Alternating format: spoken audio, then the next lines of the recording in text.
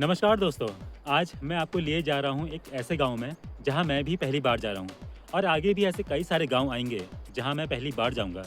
जहां जहां नई जगह होगी, नए लोग होंगे और सबसे बड़ा चैलेंज कि उन्हीं लोगों से बातें करके उन्हीं के घर में रहना और खाना।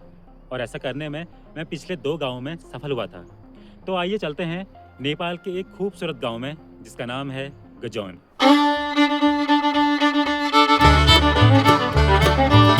उम्मीद के विपरीत आज मौसम साफ था।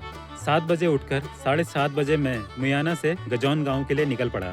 लोगों से सुना था कि गजौन हिमालय में बसा एक गांव है जहां पहुंचने के लिए यहां से 6 घंटे का समय लगता है। धार के पल्ली तरफ घने जंगलों में चलना, चट्टानों के बीच में से रास्ता वगैरह वगैरह। पर जिस गाँव में मैं था वो भी बर्फीली पहाड़ियों के जड़ पर ही बसा था और यहाँ रोड पहुँचे लगभग 6-7 साल ही हुए थे। तो लोगों से गजौन की ऐसी बातें सुनने के बाद अब मुझे वहां जाने की और ज़्यादा जिज्ञासा हुई, क्योंकि इस जगह से भी ऊपर बर्फीली पहाड़ियों में लोग और कहां बसे हैं। मुयाना से आधा घंटा पहाड़ चढ़ने के बाद अब मैं धार में पहुंच चुका था और पार का नज़ारा मंत्रमुग्ध कर देने वाला था। बर्फ के पीछे से उगते सूरज को देखकर लगा कि शायद ही इससे बेहतर जगह सूर्योदय के लिए होगी। अब मैं मुयाना की धार क्रॉस करके दूसरी तरफ आ चुका हूँ और यहाँ पे कुछ पुराने घर दिख रहे हैं। ऐसा लग रहा है कि लोग यहाँ से अब पलायन कर चुके हैं, क्योंकि यहाँ ये जगह बहुत वीरानी लग रही है। तो दोस्तों, इस समय मैं हूँ एक गांव में जिसका नाम है दय कमाला और यहाँ पे एक दुकान थी, तो मैंने यहाँ पे एक चाव बनाया। ये है मेरा चाव, जिसपे सोया बड़ी डाल के बनाई है इन्होंने। और ये कुछ आंटी सेल रोटी लेके आई थी, कल भाई टीका था तो इन्होंने सेल रोटी बनाई होंगी। तो ये है सेल रोटी। दुकान से गजौन गांव के लिए 1 साल पुरानी एक सड़क थी जिसको मुझे फॉलो करना था।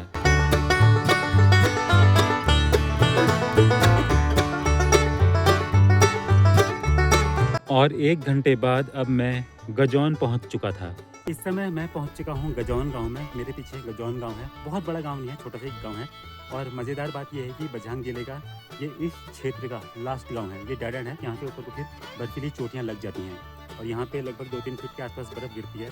तो चलिए देखते हैं गजौन गांव को पास से।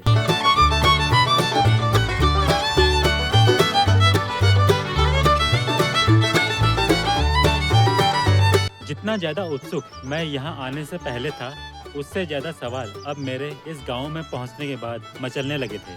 तो ये गांव कम, हिमालय ज़्यादा लग रहा था। वो शिवालिक पहाड़ियों वाला हिमालय नहीं, एक्चुअल हिमालय, जहाँ थोड़ी सी बारिश में बर्फ गिरने लगती है।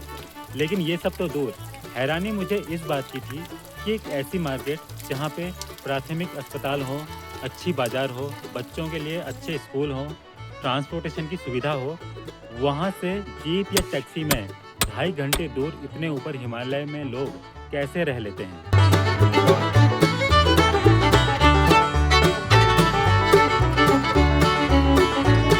मैं गजौन गांव में ही घूम रहा था तो यहाँ पे एक परिवार मिला जिन्होंने मुझे चाय ऑफर की है।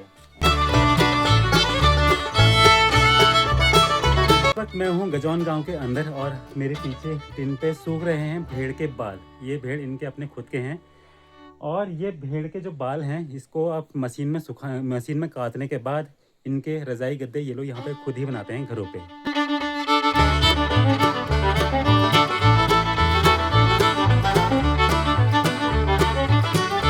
और यहाँ पे भी एक घर मुझे ऐसा मिला जिसमें मधुमक्खियों के घाड़े रखे हैं। ये घाड़े हैं और ये घाड़े खोखले पेड़ों के बनाए जाते हैं जो जंगल से काट के लाते हैं। ये जंगल में पुराने जो पेड़ होते हैं उनको काटने के बाद फिर इनके अंदर जो खाली जगह होती है उसमें मधुमक्खी रखते हैं।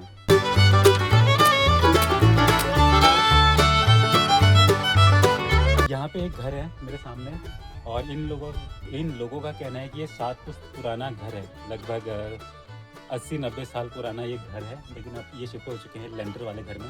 तो ये इसके अंदर अभी फिलहाल आलू रखे हैं। अपना जो भी गोदाम वाला सामान है इन्होंने ये रखा है।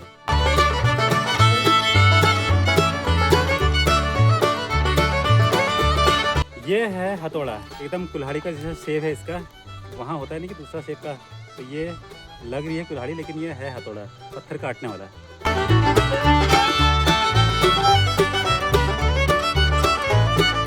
तो आज के दिन में ये दूसरी बार हो चुका है कि जब मैं गांव में घूमते घूमते पहले मेरे को किसी ने चाय ऑफ़र की थी और अभी मुझे नाश्ता ऑफ़र किया है। यहाँ पे ये घी के लगाए पराठे हैं और ये चाव चाव है। तो यहाँ पे लोग अभी काम कर रहे थे तो उनका नाश्ता बनाया और उन्होंने मुझे भी इनवाइट कर लिया नाश्ते में। तो अब मैं ये पराठे खाने वाला हूँ।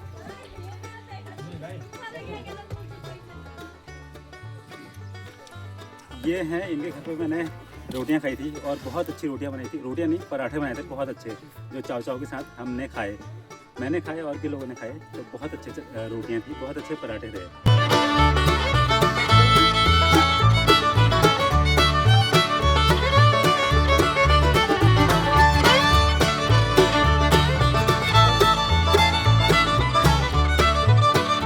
कुछ पुराने ट्रेडिशन के घर देखने को मिलते हैं, जैसे कि जिस घर में अभी मैं बैठा हूँ ये लगभग 8-10 फीट ऊंचा है और ये 2 मंजिले का है।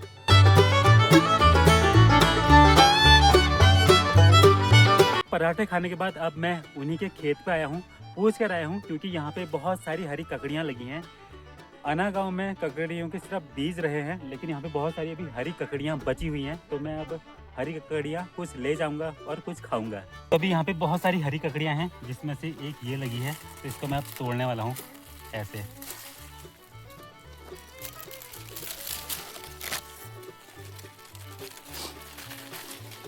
तो दोस्तों मैंने यहाँ पे इतनी ककड़ियाँ इकट्ठी कर ली हैं और ये बहुत सॉफ्ट हैं, क्योंकि यहाँ पे अभी तक ककड़ियाँ बची हैं तो मैंने बहुत ज़्यादा इकट्ठी कर ली हैं। और इनमें से कुछ को मैं भरूंगा बैग में। अच्छी बात यह है कि सड़क तो यहाँ पे 1 साल पहले ही पहुँच चुकी है, पर बिजली तो अभी भी वहाँ पे है ही नहीं। गजौन के लोगों की आय का मुख्य स्रोत आधे से अधिक हिमालय की जड़ी बूटियों से आता है, और जिसके लिए वो साल के 8 से 9 महीने हिमालय में बिताते हैं। और बाकी छोटी मोटी चीज़ें जैसे दालें, सब्जियां और थोड़े बहुत गेहूं वो लोग घर पे ही उगाते हैं। तो आज मैं गजौन में ही रहने वाला हूँ, मेरी रात गजौन में ही कटने वाली है। खाना हम खा चुके हैं और ये फिलहाल ये मेरा कमरा है, बहुत साफ सुथरा कमरा है। नीचे से भी कंबल बिछा रखे हैं, ऊपर से भी ढकने के लिए भी कंबल है और सिराने पे भी कंबल है, क्योंकि यहाँ बहुत ज़्यादा ठंडा है।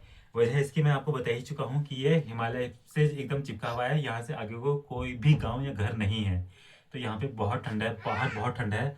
मैंने 3 लेयर लगाई हुई हैं। तो अब मैं सोने वाला हूँ, क्योंकि कल मैं यहाँ से सुबह जाऊँगा वापस मुयाने की तरफ और फिर वापस अना की तरफ। तो मिलते हैं कल सवेरे, तब तक के लिए गुड नाइट। दोस्तों गजौन एक बेहद ही रिमोट गांव है। एक बेहद ही कच्ची सड़क इस गांव को बाजार से जोड़ती है, जिसमें तकरीबन 2.5 घंटे का समय लगता है और जहां बिजली का पहुंचना अभी बाकी है।